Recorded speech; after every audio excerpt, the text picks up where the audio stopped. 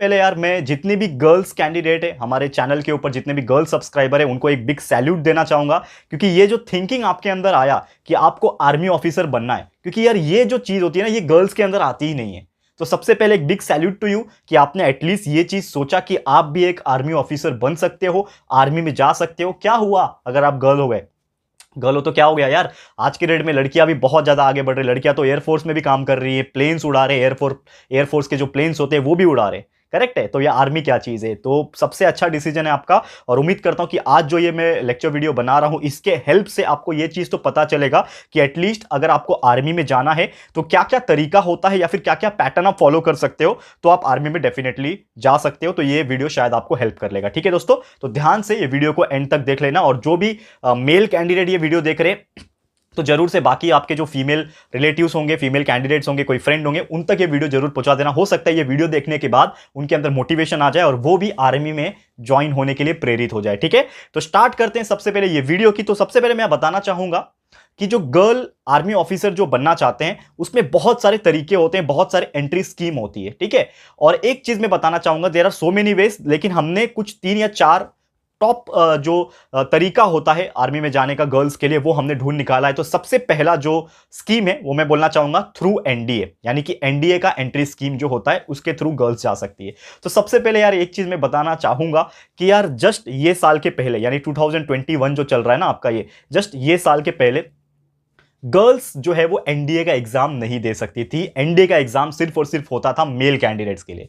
है कि नहीं सरप्राइजिंग एंड शॉकिंग? क्योंकि यार ये एक ऐसा चीज था जो सिर्फ और सिर्फ मेल के लिए बनाया गया था। सिर्फ जो मेल होंगे एक सर्टेन एज लिमिट के साथ वही अप्लाई कर सकते थे, और एनडीए का एग्जाम देने के बाद सिर्फ वही आर्मी या फिर नेवी या फिर एयरफोर्स में जा सकते थे। लेकिन ये चीज को चेंज कर दिया। बहुत सारे पिटीशंस फाइल हुए थे, बहुत सारे लोगों ने कंप्लेन किया था कि व्हाई नॉट फीमेल्स, फीमेल्स को क्यों नहीं मौका दिया जा रहा है। तो ये चीज सुप्रीम कोर्ट ने आखिरकार सुन ली और वो दिन आ गया 18 अगस्त 2021 जो डेट था। सुप्रीम कोर्ट ने एक इंटरिम ऑर्डर पास किया और उसमें बोला कि अब जो ये एनडीए एग्जाम होगा ना आने वाले टाइम में, उसमें गर्ल्स भी वो एग्जाम दे सकते हैं। वो एग्जाम क्लियर करके वो भी जा सकते हैं आर्मी में, नेवी में या फिर डिफेंस के कोई भी अदर सेक्टर में। ठीक है, तो शुरुआत करते हैं। तो सबसे पहले एनडीए में अगर आपको एग्जाम देना है तो क्या करना पड़ेगा? देखो, एनडीए एक एग्जाम है जो कि यूपीएससी साल में 2 बार करवाता है। यूपीएससी आप सभी को पता है, that is union public service commission. NDA national defence academy, ये आपको पता होना चाहिए।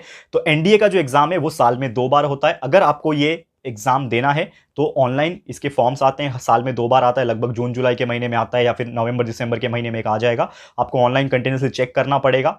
लेकिन वो एग्जाम भरने के पहले, एग्जाम का फॉर्म भरने के पहले, एग्जाम देने के पहले आपको कुछ कंडीशन को सेटिस्फाई करना पड़ेगा, तभी आप वो एग्जाम के लिए एलिजिबल हो जाओगे। तो क्या एलिजिबिलिटी क्राइटेरिया है? तो सबसे पहला जो एलिजिबिलिटी क्राइटेरिया होता है दोस्तों, वो है, फीमेल्स के लिए मैं बात कर रहा हूं, वो है एज लिमिट। तो एज लिमिट कितना होना चाहिए? लगभग 16.5 ईयर से लेकर 19.5 इन ईयर्स के बीच में अगर आपका एज है जब आप अप्लाई कर रहे हो, तब आप एलिजिबल हो जाओगे और आप एनडीए के थ्रू एग्जाम देके आप आगे का जर्नी कंटिन्यू कर सकते हो। दूसरा चीज है एजुकेशन क्राइटेरिया। एजुकेशन में आपको एटलीस्ट एनडीए का एग्जाम फॉर्म भरने के लिए 12th पास होना चाहिए। अब 12th पास कौन से स्ट्रीम में होना चाहिए? साइंस होना चाहिए, आर्ट्स होना चाहिए, कॉमर्स होना चाहिए। तो इसमें कोई भी ऐसा सर्टेन रूल नहीं है कि आपको यही करना है, लेकिन ज्यादातर जो लोग करते हैं वो मैंने देखा है साइंस के लोग करते हैं और बेनिफिट हो जाता है बाद में जाके। लेकिन ऐसा कुछ भी क्राइटेरिया नहीं है। अगर आप आर्ट्स से बिलोंग करते हो, कॉमर्स से बिलोंग करते हो, तो भी आप एनडीए एग्जाम का फॉर्म भर के आगे अपनी जर्नी को परस्यू कर सकते हो और एक आर्मी ऑफिसर बन सकते हो। ठीक है, ये हो गया सेकंड क्राइटेरिया। तीसरा क्राइटेरिया ये है कि जो फीमेल्स होंगे वो अनमैरिड होने चाहिए। ऑब्वियसली 16.5 से 19.5 एज तक बहुत ही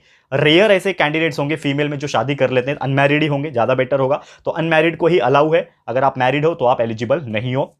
तीसरा और चौथा हमारा जो सबसे बोलते हैं ना हम लोग, सबसे सिंपल जो क्राइटेरिया है वो है दोस्तों इंडियन सिटीजन होना। यानी कि आप तो इंडियन सिटीजन ही होंगे ऑब्वियसली, जब आप इंडियन आर्मी में ज्वाइन होना चाह रहे हो, मतलब आप एक इंडियन सिटीजन जरूर से होंगे। तो ये एक क्राइटेरिया है। उसके अलावा there are some other criteria, लेकिन वो इतने इंपॉर्टेंट नहीं है, इसके लिए मैं मेंशन नहीं कर रहा हूं उस चीज को। तो ये कुछ क्राइटेरिया है, आप जरूर से सेटिस्फाई करना, और ये अगर सेटिस्फाई हो जाता है तो आप एग्जाम दे सकते हो। एग्जाम फॉर्म भरने के लिए आपका जो यूपीएससी के थ्रू एनडीए का वेबसाइट है उसमें आप जाओगे, तो आप जब फॉर्म निकलेगा तो आप फॉर्म भर देना और उसके आगे का प्रोसीजर आपको पता चल जाएगा ऑटोमेटिकली। ठीक है, क्लियर है? तो उम्मीद करता हूं कि ये चीज आपको बहुत समझ में आ गया होगा अच्छे से। तो ये था हमारा सबसे पहला तरीका, एनडीए के थ्रू जाना। सेकंड तरीका ये है फीमेल्स के लिए, खासकर मैं बता रहा हूं कि अगर आप एक ग्रेजुएशन होल्डर हो या फिर ग्रेजुएशन करने के बाद आपको दिमाग आ रहा है कि यार हमें चलो आर्मी में जाना है, तो आप क्या कर सकते हो? तो इसके लिए भी एक रास्ता बहुत ही अच्छी तरीके से बनाया गया है, जो कि है यूपीएससी का CDS entry scheme. What do you mean by CDS? That is combined defence service. ठीक है, तो देखो ये कंबाइंड डिफेंस सर्विस जो होती है, ये एक ऐसा डिपार्टमेंट है जो स्पेशली क्रिएट किया गया है उन पर्टिकुलर कैंडिडेट्स को हायर करने के लिए जो ग्रेजुएशन के बाद भी डिफेंस में आना चाहता है। ठीक है, तो सीडीएस का भी एग्जाम यूपीएससी के थ्रू करवाया जाता है। ये भी साल में 2 बार एग्जाम होता है। अगेन जून एंड जुलाई के मंथ में एक फॉर्म निकलता है एंड नवंबर दिसंबर यानी कि ईयर के एंडिंग में एक निकलता है। तो ये 2 अपॉर्चुनिटी आपको मिलती है, 2 टाइम ईयर ये अपॉर्चुनिटी मिलती है। लेकिन ये फॉर्म भरने के पहले इसके लिए आपको कुछ कंडीशन को फिर से सेटिस्फाई करना पड़ेगा।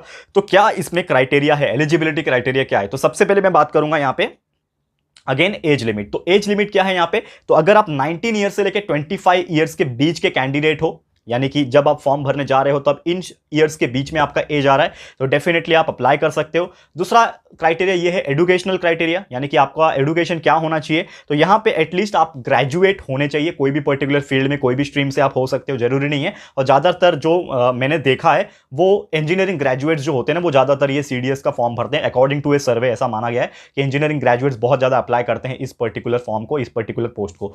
तो अगर आप कोई भी ग्रेजुएट हो, ग्रेजुएशन होना चाहिए, तब आप सीडीएस का एग्जाम फॉर्म भर सकते हो। दूसरा ये चीज है कि आपको ग्रेजुएशन के बाद तुरंत जो करंट जो फॉर्म निकलेगा उस टाइम पे अप्लाई करोगे तो ज़्यादा बेनिफिट मिलता है। तो ये एक बहुत ही अच्छा स्कीम है। और अगर आपको सीडीएस के लिए अप्लाई करना है तो अगेन यूपीएससी के थ्रू आप सीडीएस के थ्रू अप्लाई कर सकते हो, साल में 2 बार जो भी आपको देना है। And most important eligibility criteria